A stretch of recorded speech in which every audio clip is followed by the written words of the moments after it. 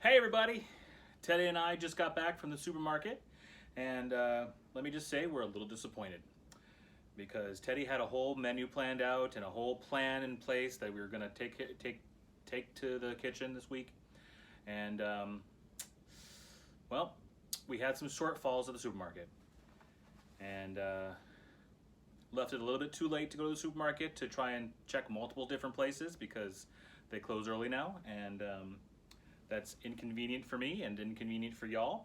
But he's turned over the reins to me, and I have one one family recipe left to make. That's not something like hamburger helper or macaroni and cheese, something like that. It's an actual family recipe that I have adapted over the years to myself, and that is chicken parmesan. So let's head to the kitchen.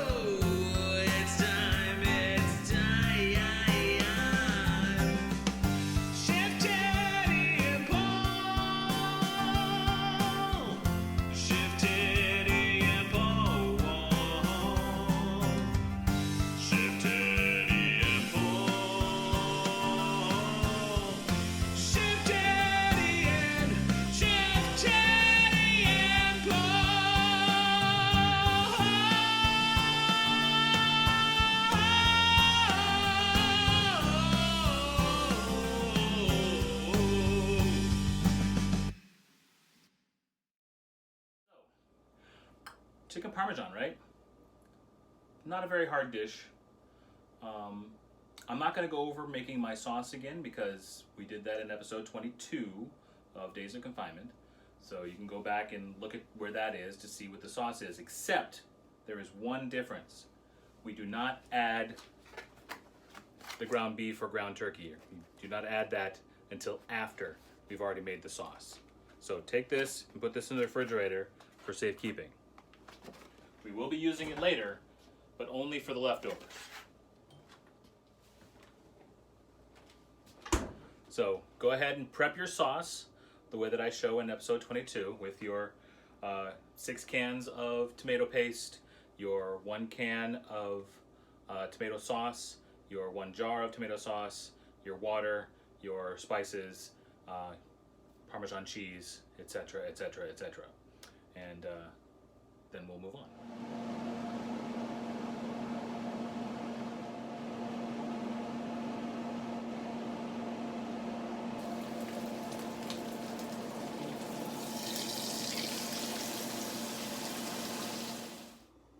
All right, so now that we've got our sauce going and pretty much ready to be used, we are going to prep our chickens. So I have 4 chicken breasts here, skinless, boneless chicken breasts. Now, it may be antithetical to you guys, but I do not bread chicken for chicken parmesan. Grilled chicken, plain skinless chicken is where I go, and I love it. So I recommend you try it. You can cut out a lot of calories by taking the breading off of it, and the flavor remains pretty much the same. Well, it's my way of thinking. The flavor is better, but that's me. So we're going to tenderize this first.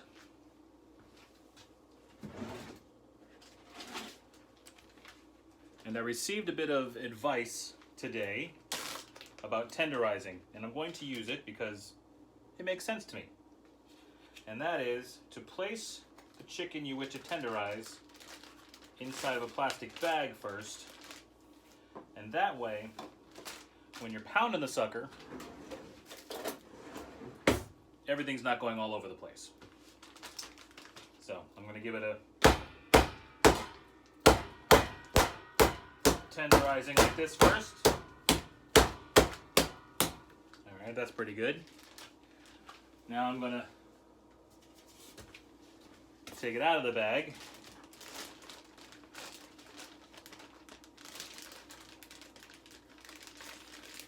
And I'm going to give it a light tenderizing with the mallet directly, because you still want to be able to put the little holes in it to give it a little bit better time cooking. You don't have to go crazy hitting it. Just get those little holes in so that the whatever you're going to use for your seasonings will go in. Okay, well that fell on the floor. Let's get a new one of those.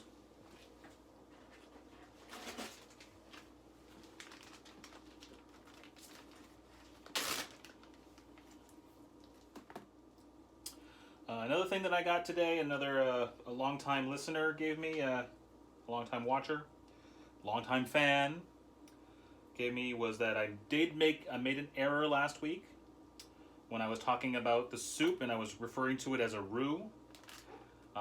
It was not a roux, it was reduction, and that's my bad for using the wrong terminology. But what do you expect from somebody who just learned what simmer was a couple of weeks ago?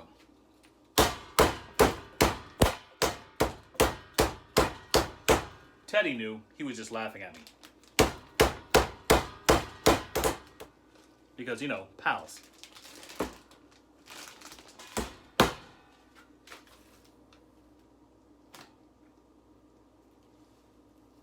And maybe you're thinking to yourself, oh no, chicken dish again? Well, chicken is 90% of what I eat. So, if you don't like chicken, this may not be the cooking show for you. We're going to season the chicken now, which I got some melted and softened butter.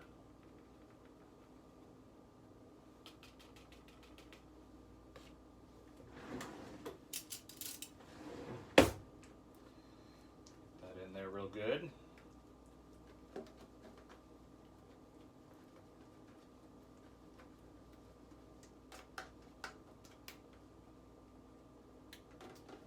Mix in some garlic salt.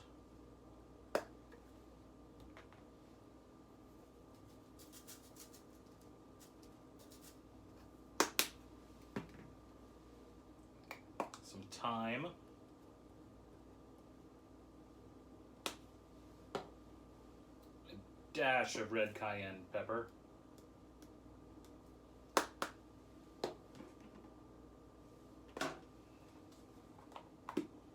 Oregano.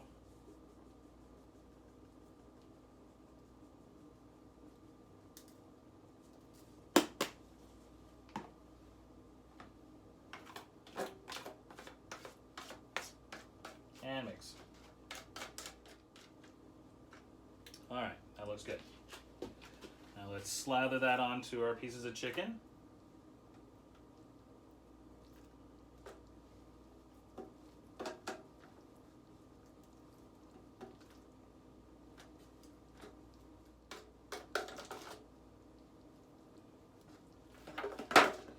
What you'll notice while you're doing this is that your butter mixture will congeal or get harder because the chicken is cold, so it's going to begin to solidify again. So if you do need to take this back out again and reheat it to get it back down to a liquid form where you can spread it, that's fine as well. I think I've just barely made it. And yeah, that's all set. Now that the chicken is prepped, we are going to let it sit there for 15-20 minutes just so that the flavors can kind of infuse inside. And then we're going to bring it over to the griddle, and we're going to grill it. And won't that be delicious? Okay, our chicken has had an opportunity to season and rest a little bit. I've got my grill pan. I buttered it up a little bit to give it a little bit of a release. I'm gonna put it on medium heat. Teddy over here, he's a little upset. He was stirring the sauce and it was simmering and a little bubble popped and he got hit with some sauce. So he is in his protective pot to keep himself from getting his fur dirty. But it's all fine.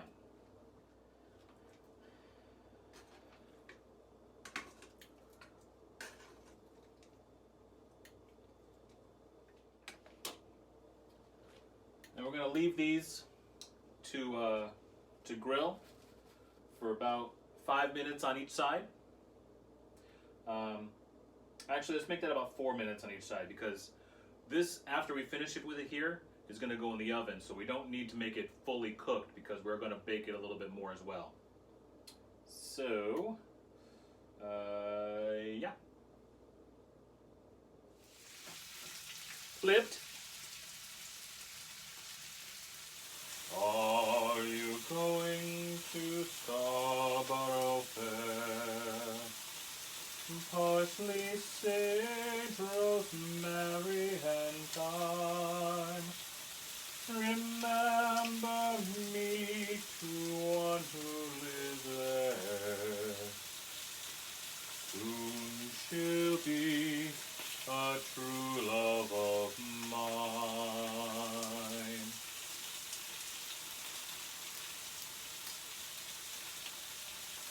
No one knows the other verses. We just sing along choruses. This song goes on and on without end.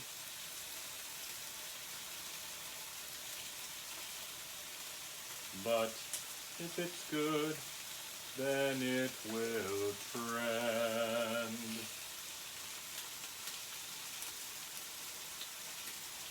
Take some time and sing it out loud. It's a song with beautiful sound. You can use its words to say what you want. But be careful you don't make it taunt.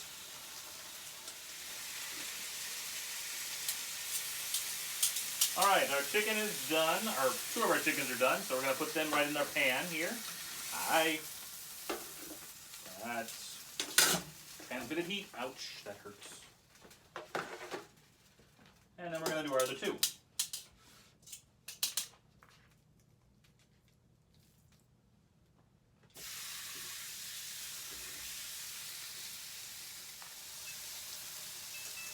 Let's preheat our oven to 350 degrees. Or something. Anywhere between 350 and 400 is fine. I don't know. Depends on how brown you like your cheese. Chicken is done. It's in the pans here. These two pieces are a little bit smaller, but it's fine. We got these two pieces over here in this pan. So we're gonna have two batches. I have some cheese here. So what we want to create is we want to create a 2-to-1 ratio. And this is mozzarella, part skim mozzarella. And this is 6 cheese blend Italian with Asiago and mozzarella and provolone and Fontana and a few other different cheeses. But you want to make sure that you have that blend a little bit less, well, a little bit more mozzarella than anything else, because that's going to give you your nice smooth consistency and your nice taste and flavor. And once you have those mixed into your bag here like this, I think I've shown you to do this before, but just toss it around. Give the mixture some nice flavor to it.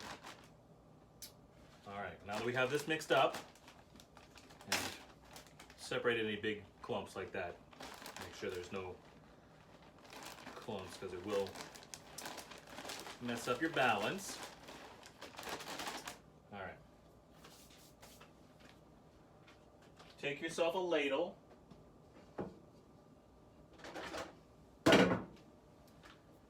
And since we didn't put any of the meat in the sauce, we don't have to worry about getting in the meat into the chicken because that does not, flavors do not mix as well. Try and avoid getting any of the pepperonis in there as well, even though you had to use those in the making of the sauce, otherwise you wouldn't get the flavor correctly. Just lay the sauce into the pan and over top of the chicken. And once you've got that done, then you can just drizzle your cheese over top. To me, this should look like it's completely covered. It shouldn't just look like there's a little bit of cheese on it. It should be the entire breast should be covered. You know, some restaurants when they make the chicken parmesan, they just put, you know, a little sprinkling right in the middle of the chicken and say, "There you go, chicken parmesan." No, there should be adequate cheese and adequate sauce so that it doesn't just taste like chicken. All right, that's one batch. Let's get the other one ready. Not having enough sauce is like having not enough sauce on your pizza. Now, you may not like a lot of sauce, but it's much easier to take it off than it is if you didn't bake it with enough sauce and trying to put it on later.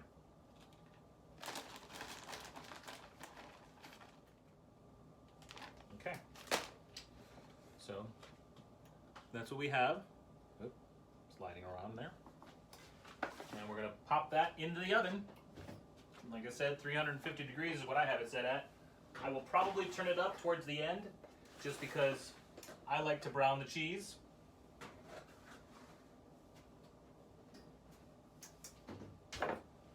And that will make me happy. So we'll leave that there. Put on our timer. Let me put it on for 20 minutes and I'll come back and check on it and see what it looks like. And in the meantime, now we can finish up and add the ground beef / ground turkey to our sauce, because this is going to be our sauce that we're going to use as a side, or not as a side, but as a garnishment.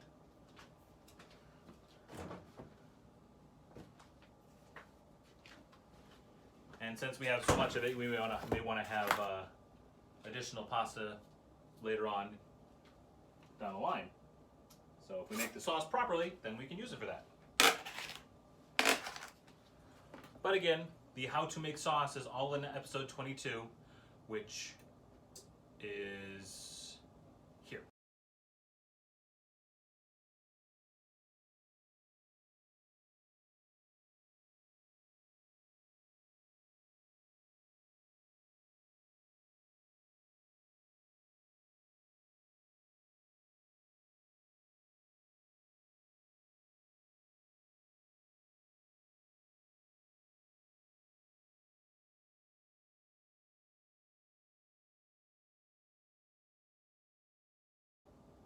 Okay, did you get all that?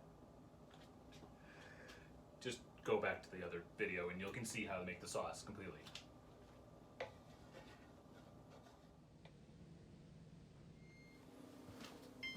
Okay, timer's done. Let's see what we got.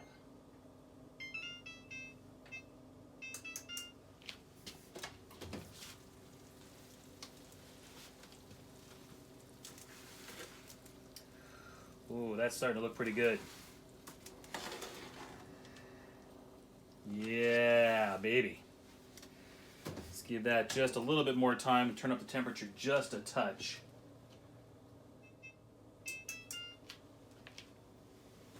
And then once it starts to to get, that's already starting to golden a little bit. We want to get it just a little bit more golden, and then we'll be ready to take it out. Got some water boiling for pasta for a side, and got our sauce still making. We're gonna, should I make a little bit of garlic bread? Yeah, I think I'll make a little garlic bread as well. That'll be fine. To make our garlic bread, I have this very nice, very beautiful part of a multi-grain baguette. I've cut it in half. Take my handy dandy knife. I've melted some butter. Just gonna slather that on here. Spread it around. And then we're gonna take our garlic powder and sprinkle that on top. Give it another once over with the knife just to spread it around a little bit.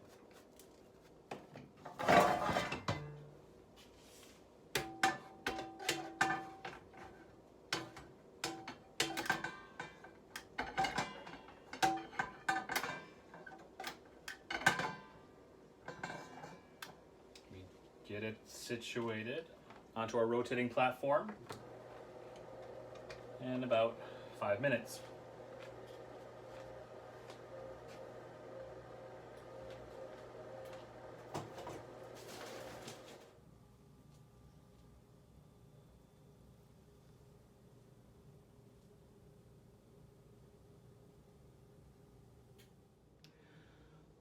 Well, this looks super yummy.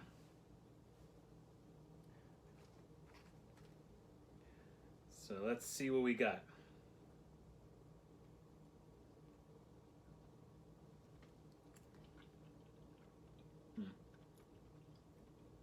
Pasta's good.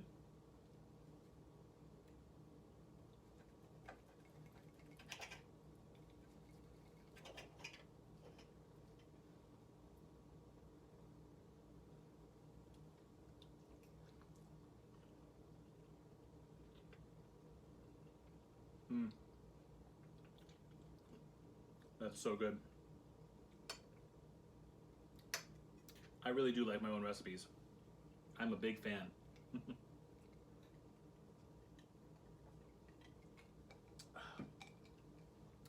So, from Chef Teddy and Paul, we are all finished. That's episode 11 of I'm Not Confined, but I Probably Should Be.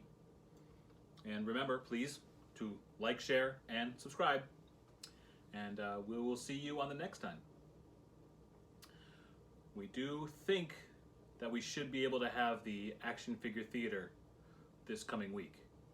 And also we think we're going to get another episode of The Masked Singer Home Edition. So stay tuned. Keep up with us. This week should be a good week. And Teddy says next week for Chef Teddy and Paul, we're doing Iron Chef. I don't know what that means, but I'm a little afraid. So that's all the time we have. Have a good night. We'll see you next time.